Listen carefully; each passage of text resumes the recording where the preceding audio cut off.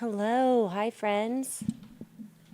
Welcome to your Friday edition of Weather Where You Are.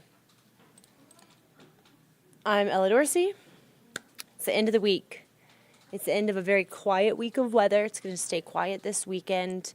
There's not much to talk about here, so I'm gonna we're just gonna do a hodgepodge of things happening here and all over the country over the next several days. Next week is my birthday week, guys, so I'm in a good mood.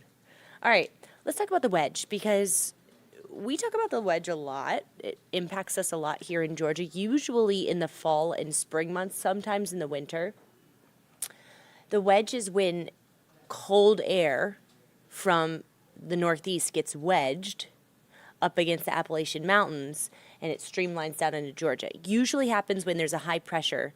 There has to be a high pressure somewhere to our north. Winds around high pressure flow clockwise, so we get this flow coming out of Canada. Again, it comes down, turns off to the west, and hits the Appalachian Mountains, and it rides down. Can't go over the Appalachian Mountains, so it gets streamlined down into Georgia.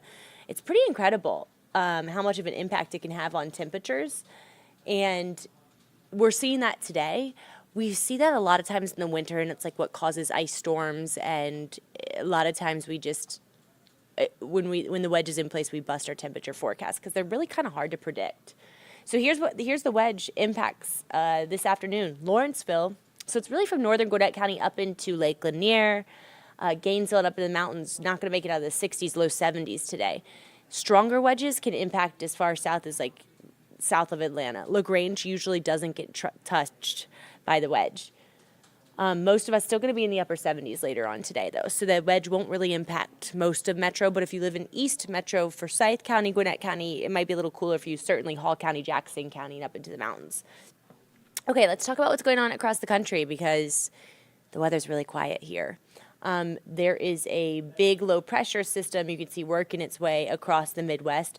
All of those red boxes that you see, which includes Dallas and East Texas, those are tornado watches. So the West is going to get pounded with some strong storms today. Here's the Storm Prediction Center's outlook. Ignore that box up top. So strong storms likely from East Texas all the way up through the Midwest. This is a little bit early. Like usually this is the bullseye area for storms in May and June, but it's just been such a warm season. So really the tornadoes usually start in the south, like in March and April. And then as it gets warmer, the tornadoes kind of move north through the summer. Like in the summer, Minnesota and even parts of Canada, that's their tornado season. It's all has to do with the mixture of cold and warm air. But it's just been so warm that we're seeing those tornadoes further north earlier in the spring. And as you can see, that area that I just showed you, they're in for a ton of storms and rain over the next 6 days, like Texas and up into the Midwest, 2, 3, 4, 5 inches of rain. Meanwhile, here in Georgia, we're under that high pressure. So the Carolinas, Georgia, even parts of Florida, mainly dry over the next 6 days. The blue you see over North Georgia, that's just a trace of rainfall through next week. So it's not going to be completely dry, but it looks pretty dry. So this is a great time, guys. If you haven't gotten that car wash yet, if you've been waiting for pollen season to end, this weekend is a great time to get that car washed. The pollen levels are still high, but they're getting lower, okay?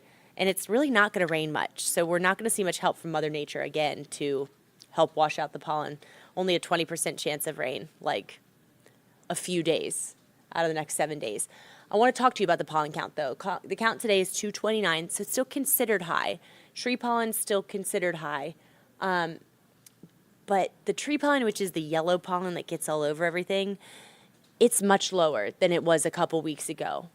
In fact, do I have the calendar on here? Let me see if I have the calendar on here. Yes. So I'm going to go back, but I just wanted to show you. We saw the highest levels in early April. Again, it was an early start to pollen season just because it's been so warm.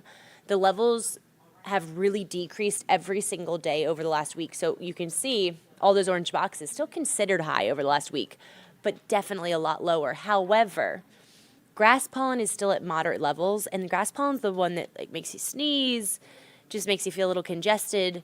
that pollen is probably going to carry into May. So even though the levels will drop and you're not going to see it all over your car, if you still feel your allergies a little bit, that's why, okay? So great time to get a car wash. Anytime this weekend, next week, you want to do it yourself, good to go. Because we're really just not going to see much rain. All right, I want to talk to you guys about the sea surface temperatures.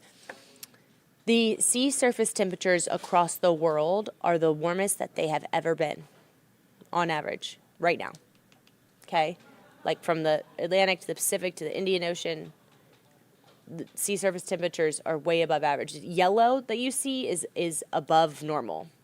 Okay? And the blue is below normal. You can see pretty much the entire Atlantic is above normal. And that does not bode well for hurricane season, because one of the main ingredients you need for hurricanes is warm temperatures at the sea surface, like 80 degrees or above. It usually takes the mid-Atlantic, like right in the middle of the ocean, until like July or August to start seeing that kind of warm sea surface temperatures, which is why our hurricane season usually starts in June and goes through the summer and fall months. We're probably going to get an early start to hurricane season. It's probably going to be very active, okay? And that's what Colorado State is predicting. So this is not the official hurricane outlook, which is issued by NOAA. That will come out in like 2 or 3 weeks, sometime in May. But Colorado State is a really reputable source, and it's a source that we look at a lot. I know Jen like looks at their products a lot for severe weather. They're pretty reputable. They are this is their prediction. So typical season, 14 storms, 7 hurricanes, 3 major hurricanes. They've predicted a very hyperactive season, almost double the normal amount of named storms, 23. That would make it all the way to what, like W in the alphabet. Yeah. 11 hurricanes and 5 major hurricanes because of the sea surface temperatures. So it's definitely going to be a wait and see type thing, but I can tell you guys, like the last several years, Hurricane Ian that decimated Fort Myers last year.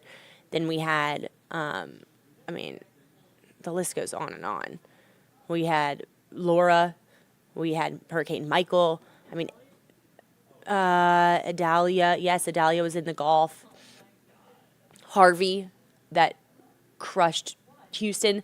So every single year over the last 6 years, the Gulf of Mexico has had a severe storm, hurricane, and that's just because the Gulf water sits at like 95 degrees now in the middle of summer. So any type of tropical system that hits that warm water, it's just like fuel to the fire. And that's going to become more normal with climate change, guys. That's just going to be the story. I would not buy land or any property near an ocean, near the Gulf specifically. If you paid me $1 million, I ain't doing it. All right, that is the end of our segment today.